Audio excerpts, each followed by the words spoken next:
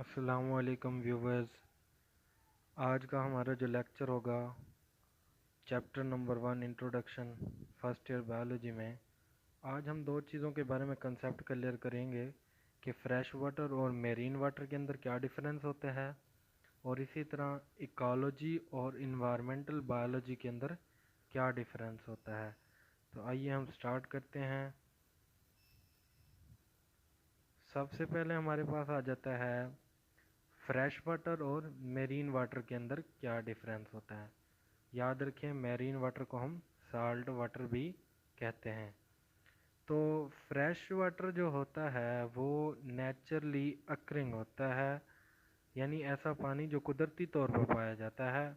इसके अंदर साल्ट्स की कंसंट्रेशन जो होती है वो कम होती है, और ऐसे साल्ट्स जो होते हैं वो डिज़ोल्व होते हैं इनमें। जबकि साल्ट वाटर जो होता है वो हमारे पास ओशंस और सीज के अंदर, यानी समंदरों के अंदर जो पाया जाता है, वो वाला पानी हमारे पास कौन सा होता है? मेरीन वाटर होता है। इसके अलावा दूसरे नंबर पर जो हमारे पास डिफरेंस आ जाता है, फ्रेश वाटर जो होता है वो लेक्स के अंदर पाया जाता है, रिजर्वायर्स के अंदर, इसी तरह रिवर्स हो गए, वेटलैंड्स हो गए, ग्लेशियर्स हो गए, आइस कैप्स, और अंडरग्राउंड हमारा जो वाटर टेबल है पानी का, वो सारे किस में काउंट होते हैं? फ्रेश वाटर के अंदर। याद रखिएगा, फ्रेश वाटर की वैसे परसेंटेज बहुत कम है हमारे लिए जो अवेलेबल है। पूरी अर्थ के ऊपर जो फ्रेश वाटर की परसेंटेज है वो है 3%। इसका भी हम सिर्फ 1.2% जो है ना वो हमारे लिए यूजेबल है। बाकी जो परसेंटेज है वाटर की फ्रेश वाटर में, वो लॉक्ड है ग्लेशियर्स की शक्ल में, आइस कैप्स की शक्ल में। तो ये जो पानी होता है फ्रेश वाटर, ये हमारे पास नदियों के अंदर, नालों के अंदर, रिवर्स के शक्ल में, वेटलैंड्स की शक्ल में और ग्लेशियर्स की शक्ल में पाया जाता है। जबकि मेरीन वाटर जो होता है वो सिर्फ सीज एंड ओशंस में पाया जाता है।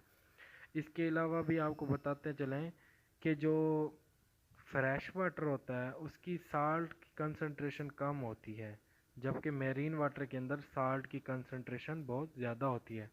लिहाजा फ्रेश वाटर को हम यूज़ कर सकते हैं, साल्ट वाटर को इस्तेमाल में नहीं ला सकते। इसके अलावा जो नेक्स्ट हमारा डिफरेंस आ जाता है, फ्रेश वाटर की जो डेंसिटी होती है वो बहुत लो होती है, जबकि साल्ट वाटर की डेंसिटी ज़्यादा होती है। अब ये हम सोचें कि जो फ्रेश वाटर उसमें साल्ट की कंसंट्रेशन क्योंकि कम है, लिहाजा उसकी डेंसिटी भी कम होगी क्योंकि लेस कंसंट्रेटेड होगा। जबकि साल्ट वाटर जो होता है उसमें क्योंकि कंसंट्रेशन की साल्ट ज़्यादा होती है, लिहाजा उसकी डेंसिटी भी ज़्यादा होगी। इसके साथ साथ लास्ट में हमारे पास डिफरेंस आ जाता है वो है फ्रेश वाटर का। जो फ्रेश वाटर है उसका फ्रीजिंग पॉइंट 0 डिग्री सेंटीग्रेड होता है, जो कि नॉर्मल है हमारे यहाँ। जो साल्ट वाटर होता है उसका फ्रीजिंग पॉइंट -2 डिग्री सेंटीग्रेड है। अब हम सोचें कि साल्ट वाटर का जो फ्रीजिंग पॉइंट है वो बहुत कम क्यों है। उसकी वजह ये होती है क्योंकि साल्ट्स की कंसंट्रेशन इसमें ज़्यादा होती है, जिसकी वजह से जो वाटर के मालिक्यूल्स होते हैं वो लॉक्ड हो जाते हैं, उनके दरमियान जो पैकेजिंग होती है वो लॉक्ड हो जाती है, जिसकी वजह से वो फ्रीजिंग बहुत ही माइनस वाले टेम्परेचर पे जाके होती है। इसीलिए ये जो फ्रीजिंग पॉइंट होता है साल्ट वाटर का वो बहुत कम होता है। तो ये बेसिक डिफरेंस थे हमारे पास फ्रेश वाटर और मेरीन वाटर के अंदर। नेक्स्ट हम डिस्कस करते हैं इन्वायरमेंटल और बायोलॉजी एंड इकोलॉजी के अंदर क्या डिफरेंस है। तो याद रखिएगा, जो इन्वायरमेंटल बायोलॉजी होती है उसमें हम जो स्टडी करते हैं वो ऑर्गेनिजम्स का इन्वायरमेंट के साथ क्या ताल्लुक़ होता है उसका मुताला करते हैं। और इकोलॉजी के अंदर भी पहला पॉइंट है वो सिमिलर है इन्वायरमेंटल बायोलॉजी के अंदर, कि उसमें भी हम यही डिस्कस करते हैं कि उसका ऑर्गेनिजम्स का अपने इन्वायरमेंट के साथ क्या ताल्लुक़ है, यानी फिजिकल इन्वायरमेंट के साथ क्या रिलेशनशिप है।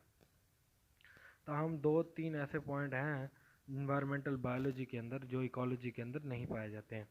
अब वो कौन कौन से हैं? अब इन्वायरमेंटल बायोलॉजी के अंदर दो पॉइंट ये हैं। सबसे पहला है कि इसमें हम बायोटिक और ए बायोटिक कंपोनेंट का भी जिक्र करते हैं। बायोटिक कंपोनेंट्स हमारे पास आ जाते हैं living organisms, plants and animals, जबकि ए बायोटिक जो कंपोनेंट्स होते हैं इन्वायरमेंट के, उसके अंदर हमारे पास आ जाते हैं सॉइल होगी, वाटर हो गया, एयर होगी, ये सारे क्या हैं? Abiotic components of the environment. इनका हम तज़किरा इन्वायरमेंटल बायोलॉजी के अंदर करते हैं, जबकि इकोलॉजी के अंदर इनका जिक्र नहीं करते।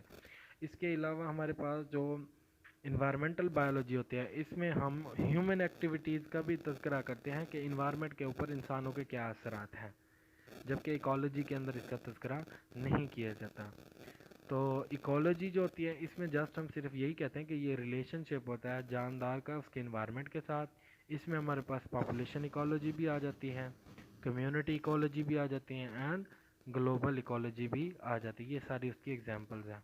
तो ये बेसिक डिफरेंस होता है इसमें कि उसमें हमारे पास पहला पॉइंट तो सेम है, यानी वो भी रिलेशनशिप को स्टडी करता है, ये भी रिलेशनशिप को। तो हम इसके अंदर जो दो पॉइंट हैं ये लास्ट वाले कि इसमें बायोटिक और एबायोटिक कंपोनेंट्स होते हैं, उसमें नहीं होते। इसमें ह्यूमन एक्टिविटीज़ का जिक्र किया जाता है, उसमें ह्यूमन एक्टिविटीज़ का जिक्र नहीं किया जाता। तो ये था हमारा आज का लेक्चर इस हवाले से। तो शुक्रिया, और बायोलॉजी प्रेपरेशन चैनल को सब्सक्राइब करें और लाइक करें, और इंशाल्लाह इसी तरह वीडियोस भेजते रहेंगे आपको। अल्लाह हाफिज़।